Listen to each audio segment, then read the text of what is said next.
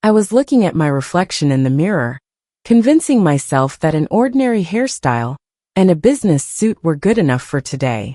My friend Laura had asked me to fill in for her and interview Edward Harper, a young billionaire and apparently a genius in the world of technology.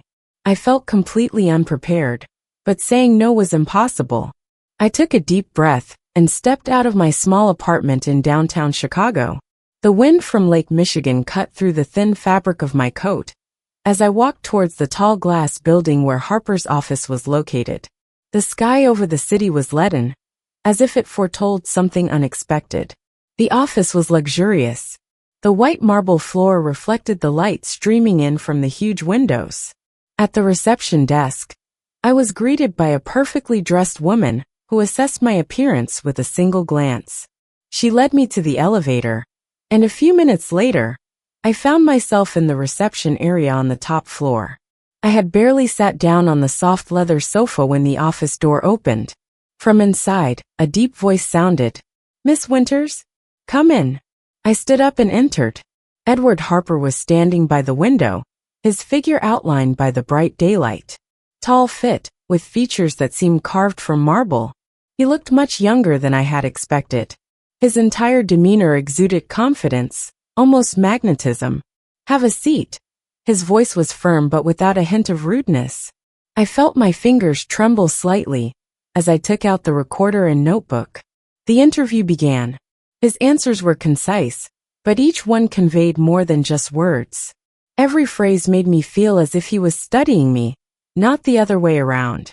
When I asked him what motivated him in his work, he suddenly fell silent and looked straight at me. His gray eyes seemed to penetrate the depths of my soul. "And what motivates you, Miss Winters?" This question caught me off guard. I felt a warmth spread across my cheeks. "Curiosity, I think," I murmured. The corners of his lips slightly lifted in a semblance of a smile, but it was not a gesture that relaxed. Instead, it made me feel that this man understood more than he said. After the interview, he offered to walk me to the elevator. I felt his presence behind me, and it almost burned. When the elevator doors closed, I couldn't stop thinking about his gaze and the way he pronounced my name, as if tasting it. That day was the beginning of something I couldn't yet understand. The intrigue had settled in my mind, and I knew this feeling would not disappear. The next few days flew by in a haze. The interview with Edward Harper turned out to be a real sensation for the student newspaper, and Laura couldn't stop thanking me. But I couldn't shake the thought of how he looked at me. It wasn't just a look. It ignited something inexplicable in my heart. I tried to get him out of my head, but he haunted me like a ghost. In lectures, over a cup of coffee, even at night before sleep, his voice echoed in my memory. It seemed that the moment in the elevator had opened a door behind which lay uncertainty, both alluring and frightening at the same time. On the third day after the interview, my phone rang. The number was unfamiliar, but the voice on the other end was all too familiar. "Miss Winters, this is Edward Harper. I hope I'm not disturbing you." I froze, as if he were standing right in front of me. "No, not at all. How can I help you?" My voice trembled, but I tried to sound confident. "I wanted to thank you for the interview, and to offer to meet to discuss further collaboration opportunities. Do you have time this evening?" I agreed almost immediately without even thinking. He set the meeting at one of the most luxurious restaurants in Chicago. I spent the whole day trying to choose an outfit that would be both simple and elegant. A gray dress with bare shoulders seemed perfect. When I entered the restaurant, his presence was palpable even before I saw him. He was sitting at a table in the far corner, completely relaxed, but his eyes found me immediately. I felt something inside me turn over. "You look beautiful," he said, standing up to help me take off my coat. His voice was velvety but confident. All evening, he asked questions that made me feel both exposed and truly seen. He talked about his work, his goals, about how much time he spent alone despite the crowds around him. But when I tried to ask him personal questions, he just smiled and skillfully changed the subject. After dinner, he offered to walk me home. Outside, a cool wind was blowing, and I felt strangely protected next to him. We walked in silence until he stopped at the entrance to my apartment. Anna, his voice was soft but commanding, I would like to get to know you better. But you must understand that I am a complex person. His words sounded like a warning, but there was something more. Something that called me closer. I'm ready, I replied, not even understanding where these words came from. He ran his fingers through my hair, and then gently touched my cheek. This touch was both tender and electrifying. My heart was beating so loudly that I was sure he could hear it. Then until we meet again, Anna, he said, stepping back, leaving me standing at the door, as if in a daze. When I returned home, I was shaking. His touch burned on my skin, and his words, I am a complex person, echoed in my head. What did he mean? And why was I willing to accept any explanation, even if it brought me pain? The next few days were filled with anticipation, as if I were balancing on the edge of something unexplored. His words still rang in my head. I am a complex person. What did he mean? Why did I feel that there was more behind those words than he allowed himself to say? On Friday, he texted me. The message was as concise as everything related to Edward Harper. Anna, there is something I would like to show you. I will pick you up tomorrow at noon. Edward. My heart skipped a beat. His confidence in writing and speaking left no room for doubts or questions. Tomorrow? Noon. I had no intention of refusing. When he arrived, his black car looked as impeccable as he did. Edward got out of the car and opened the door with an ease that seemed to underscore his complete control of the situation. Are you ready? He asked, not hiding a slight smile. I nodded, although I had no idea what to be ready for. He didn't explain anything as we drove. Only soft music played in the background, and I stole glances at his profile. Edward exuded absolute calm, but his eyes revealed concentration, as if he were already playing out a complex game in his mind. After a while, the car stopped at high gates, behind which stood an enormous building, half sunk in greenery. The house, if it could be called that, was both modern and majestic, with a facade of glass and steel. I felt my nervousness increase. Welcome, he said, opening the car door. This is where I feel truly free. Inside was even more impressive. Huge spaces, minimalist furniture, walls adorned with abstract art. Yet, despite all the luxury, the house was not cold. There was something personal, almost intimate about it. He led me through a long corridor that ended in a massive door. What I want to show you is in here, he said, stopping. His voice became lower, more serious. But first, I must warn you, Anna. Everything you see and hear from now on will require your full consent. You can leave right now, and I won't say a word. My heart was pounding. My mind told me to turn around and leave, but something inside wouldn't let me. Something in his voice, in his confidence, pulled me forward. I won't leave, I said, trying to make my voice sound firm. He opened the door, and I entered. The room was completely different, darker, with soft, dimmed lighting. At first glance, it looked almost like a museum, but then I began to notice the details. Leather straps, velvet bindings, chains neatly hung on the walls. It all looked surprisingly aesthetic. It was a strange combination of sensuality and control, which I had never seen before. This is a part of my life, he said, watching my reaction. This is who I truly am. I turned to meet his gaze. His eyes were serious, almost studying. I am not offering you anything you cannot accept. But if you agree, you will have to follow my rules. The world seemed to turn upside down. My consciousness was filled with questions, but I couldn't take my eyes off him. I didn't understand how in one moment, he could be so elusively attractive and frightening at the same time. Why me? My voice was almost a whisper. Because you are the only one who makes me want something more than just control. His words were full of honesty and strength. I felt their meaning penetrating something deep within me, something I couldn't explain. Think about it, Anna, he said. I am not rushing you. But if you agree, it will change everything. He led me out of the room, and as we returned to the city, I sat silently, lost in my thoughts. His proposal wouldn't leave me alone. Could someone like me enter his world? And should I? Those 2 days were a real test. I couldn't sleep or think straight. Edward's words, "It will change everything," spun in my head like a broken record. And he was right. Even the thought of his proposal had already changed everything. I was tormented by doubts. I twirled the phone in my hands, typing a message several times, but deleting it each time. It seemed like any word would be too weak to express what I felt. He had given me a choice, but that choice was much harder than I had anticipated.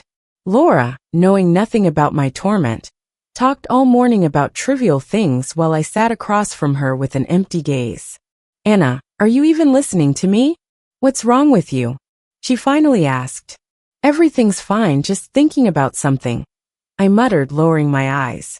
"About someone more likely," she teased, but then quickly moved on to something else. And I withdrew even more. How could I explain to someone what I couldn't understand myself? By evening, the tension had reached its peak. I went out onto the balcony of my apartment to breathe in the cool air, and thought about what my life was like before meeting him. Everything seemed so simple, routine. I studied, went to part-time jobs, and occasionally met with friends.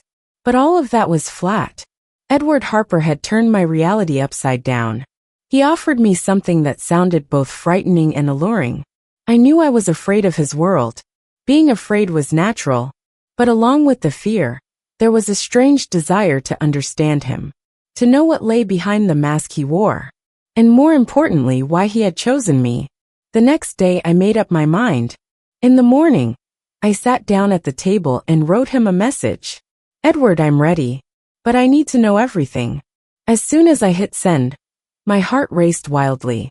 Doubts overwhelmed me with renewed force, but there was no turning back now.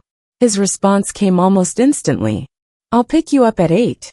Thank you for your trust, Anna."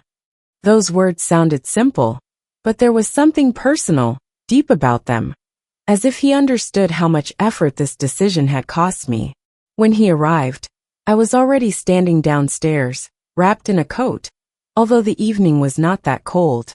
Edward looked as impeccable as always, a dark suit, a perfectly ironed shirt. But today there was something different in his gaze. Softness? Or perhaps a slight shadow of anxiety. "Are you sure?" he asked, looking at me. I nodded, trying not to show the trembling in my hands. We got into the car, and he drove me back to that house, which had already begun to feel like part of something bigger. His world. When we entered, he led me into that very room. This time the light was brighter, and I could see everything around me better. His voice sounded calm, but there was strength in it. "Before we begin, you need to know that this is based on trust. Always. If you don't want to do something, just say so. But I need you to understand.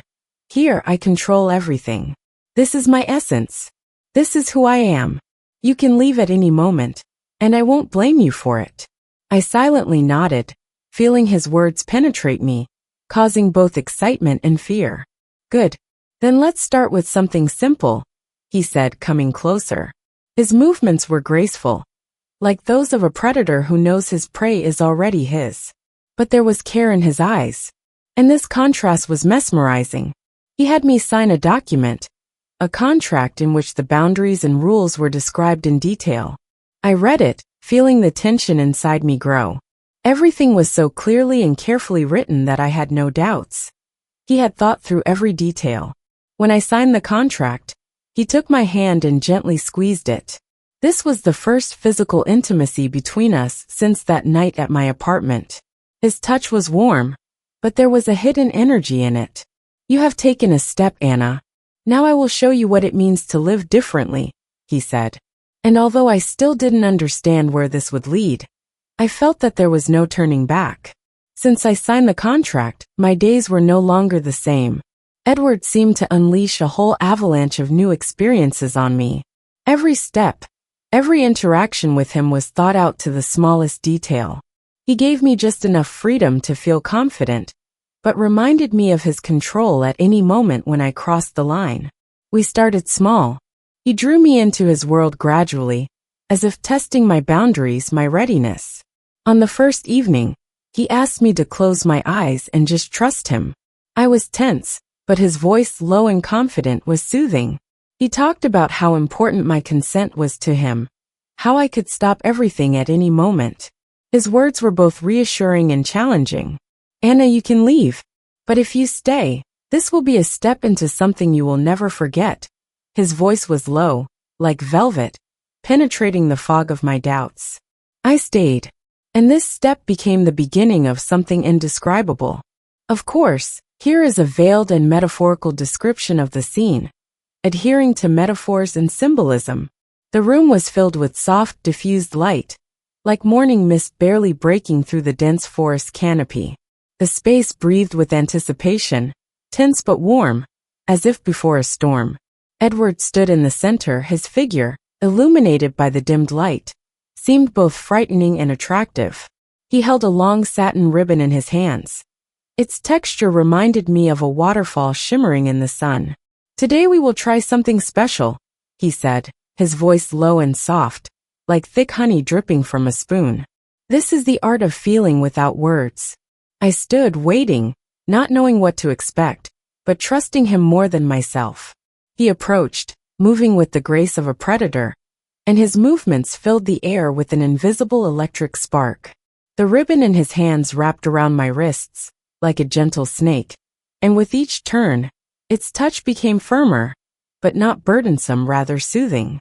Then he took another item, small but mysterious, reminiscent of a painter's brush, with which he applies the final strokes to his creation. His touch on my skin was light, like a feather, and left an invisible trace, like a memory of something long forgotten but precious. I felt every movement so clearly that it seemed as if the very air around me was pulsating. Trust the process. His voice sounded closer than I expected, as if he were speaking directly into my thoughts. Every movement of his hands, every use of the objects I couldn't see but felt, was like a new note in a symphony. The sound of chains, soft and rhythmic, blended with my breathing, creating a melody understood only by the two of us. The space between us narrowed, and each of his touches reminded me of a brushstroke on a canvas, revealing a picture that had been hidden before. A small leather strap he used was like a bridge between worlds, where I was before and where I was now. It was both a reminder of boundaries and an invitation to cross them. When it was all over, I felt exposed and yet covered by something important, immeasurably deep. As if everything in the world had finally fallen into place, and his voice, soft, like the rustling of the pages of an old book, brought me back to reality. You are just beginning to know yourself, Anna, and I have the honor of guiding you on this journey. My days with him became lessons. He taught me to understand not only his desires, but also my own. He showed me how important it is to feel every emotion, not to hide from fear or desire. His methods were strange, sometimes frightening, but I couldn't ignore how they changed me. He invited me into his life, but everything happened on his terms. We didn't talk about anything that went beyond our contract. I didn't know what he did on the days when we weren't connected by his lessons. Edward was always composed, but there was something more in his gaze sometimes. Something dark, elusive, like a shadow cast by light. One of those days, I couldn't take it anymore. Why do you always control everything? I asked, feeling my voice tremble. We were sitting in his office. He was reading some papers, but looked up when he heard the question. Because I can't do otherwise, he replied after a long pause. Control is my protection. If I lose it, I lose myself. But no one can control everything. Not even you. He looked at me, as if I had said something incomprehensible. You're right, he said softly. But I try to do everything to prevent chaos. Because chaos, Anna, is what destroys. Those words made me think. I felt that behind his control lay something deeply personal, something he didn't talk about. But instead of asking questions, I decided to wait. Edward was a person who opened up only when he wanted to. One evening, he invited me to another room in his house. It was much brighter and cozier than the one where I first saw his real world. Paintings hung on the walls, and in the center stood a huge sofa upholstered in soft gray fabric. This is my relaxation area, he said, inviting me to sit. His voice was relaxed, almost tender. He offered me a glass of wine, and we sat across from each other. This was the first time I saw him so ordinary. We talked about everything: books, music, what he loved about his city. He laughed, telling me about his youth, about the first time he tried playing the guitar. It was a different side of Edward, the one hidden behind his mask. But this moment of coziness didn't last long. As if he himself was scared that he had let me see too much, he suddenly changed the subject. "Anna, do you want to continue?" he asked, his eyes serious again. "Yes," I replied without hesitation. "Then I will show you the true price of trust." His words sounded like both a promise and a warning. And although I didn't know what he meant, I was ready to find out. Every moment with him was a journey into the unknown. Edward kept me on the edge between fear and trust, between admiration and concern. But that evening, he led me into that very room where it all began. And his voice, soft but full of inner strength, drew a line that I was about to cross. "Today you will learn what it means to trust completely," he said, watching me with his intense gaze. "I will demand more from you than before, but I promise that your boundaries will remain inviolable. Everything that happens here happens with your consent." I silently nodded, feeling my heart pounding in my throat. Words didn't come to mind. It seemed as if the whole world had narrowed down to this room, to his eyes, which held me like an invisible force. That night was completely different. It didn't just cross the boundaries of the familiar. It expanded the framework of what I considered possible. Edward was precise, almost methodical, but behind each of his movements lay something more. He was not just a person establishing control. He was a man who wanted to show me how much could be gained from letting go. At some point, I felt my fears beginning to dissolve. I didn't understand how it was happening, but his words, his voice, it was a kind of magic. He led me through emotions I had never experienced before. It was something both frightening and liberating. "You're doing well, Anna," he said, his voice filled with quiet confidence. "You are stronger than you think." Those words touched something inside me. He saw what I couldn't see myself. I felt how his control gave me the freedom I sought, even if I didn't fully realize it. When it was all over, he sat down next to me, his hand gently touching mine. This touch seemed much more intimate than everything that had happened before. I looked at him, and for the first time, I saw something more in his eyes than just confidence. It was fatigue, vulnerability. "Why did you choose me, Edward?" I asked softly. He was silent for a long time, as if choosing his words. His gaze darkened, became deeper. "Because you are not like the others," he replied. "You allow me to be myself, but you don't lose yourself. You do this for yourself, not for me." I didn't know what to say. His words were honest, like a blow, and they resonated within me, leaving a deep impression. Several days passed before I could realize how much I had changed. I had become different. My view of the world, my understanding of myself, all of that had changed under his influence. But I knew that I had paid a certain price for this change. I had crossed a line beyond which I could not return to my former life. And although I was still afraid, I realized the main thing.